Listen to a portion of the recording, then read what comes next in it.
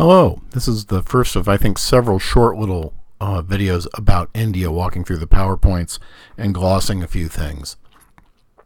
India is a huge place.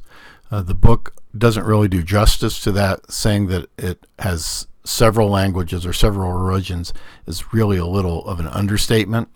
Essentially, what we're talking about is the entire subcontinent and all the traditions associated with it. And primarily we're talking about the practices of North Indian classical music or Hindustani music and South Indian or Carnatic music. They are related, but they are clearly different. There's a huge variety of languages. The official governmental language is English, and that's left over from British colonialism, but it does make things a little easier, I suppose, for us.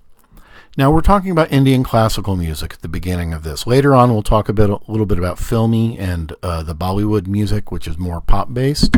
But this is the classical music of the subcontinent, and the primary focus of it is improvisation based on a pre-existing melodic system called a raga, and a tal, which is a rhythmic system played by the tabla. There's also usually a drone instrument that is included. The tabla is the drum instrument in the bottom right. If you notice at the bottom of the slide, it says 20 minutes or so goes on before the drums open or enter. So this is a very slow to unfold music. It's music that takes a lot of time. It takes a lot of concentration, both on the part of the performer and the listeners. So an Indian classical music concert has at least a melodic soloist, a drummer, and a drone. And the drone really does just drone. Their job is to play with some rhythmic activation the same note or couple of notes for the entire performance. So that could be an hour or so. There's sometimes original melodies. There are sometimes pre-existing melodic fragments or songs, but primarily it's improvisation based on the raga. These extraordinarily complicated and to us different ways of making music are connected with the chanting of mantras by Hindu priests as part of religious ceremonies that were an integral part of the day. The Vedas, as seen here, are unmetered songs. And this is the oldest existing material for the Hindu religion, and it is in Sanskrit. And here's a little bit about the Vedic chants, which Vedic chants, which are also connected and often part of yoga and other meditations. So here's what we have in common between the North and the South. A melodic improvisation by a soloist accompanied by a drummer, improvisation based on raga, a cyclic conception of meter, and a drone. Now, improvisation, as I've said, is not music without rules. It is creation of music in real time. It's composing in real time. I sometimes talk about jazz improvisers as being players who are composing in ink, so you don't get to go back and change things. There are a lot of choices that can be made by the performer, including how long something goes on and how much it is or isn't ornamented. So the most important things that are part of this are the raga and the tala. And I'm going to let you work your way through those two on your own, but I may come back and discuss them later in yet another video. Now, training for performance of Indian music is really the same and different from Western traditions, and musicians study with a guru, a teacher.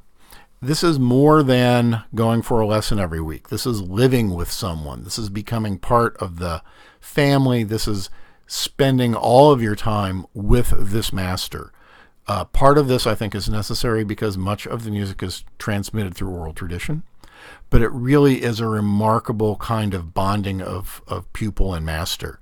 This does happen some in the Western European tradition. It's very common for people like me, people who are trained in saxophone music, to talk about students as or players as sounding like their primary teacher. So we talk about Rasher style players and Sinta style players. We talk about people who teach in the Allard tradition. There's a little of that, but it's not really quite the same as the way that the gurus function in India. And I'm going to stop at this point and talk just a little bit. Later in the slides, there is an added slide by me featuring a South Indian, a Carnatic saxophonist. And I read an article profile of him many years ago in Saxophone Journal, and I think it really represents the role of the guru. The central pitch that is talked about as being the center of things, kind of the tonic, if you will, but not really the tonic as we use it, in Indian music is the sa. If you were singing Western European solfege, the sa would be the do. And so this saxophonist, who's a master saxophonist, talks about someone coming from a great distance away to study with him. And they sit down, and the first thing he does is say, well, we'll begin with sa. And the student played a different note for sa than this new guru did. I think actually, if I remember correctly, in practical terms, the guru thought sa was what we would call a G on the saxophone, and the other guy used A as his sa. So they were a whole step apart. And the reaction by the new teacher was, well, this is all very well. I have this sa and you have that sa, and we will learn to play together. But it's a very highly individualized thing. The other thing I want to point out when you get to that is that saxophone has been modified so much by its performer that a traditional player in the Western tradition would have a very difficult time doing it. I do encourage you to watch the little video of Ravi Shankar visiting his guru. It's very, very moving, and it shows the importance of him in his life. You'll also notice in a lot of Indian music performances there are pictures on stage with them, and those are often pictures of their guru, so that the guru is there with them. So I'm going to end there for today, or for this lecture anyway, and I'm going to pick up and talk some more later. Thanks.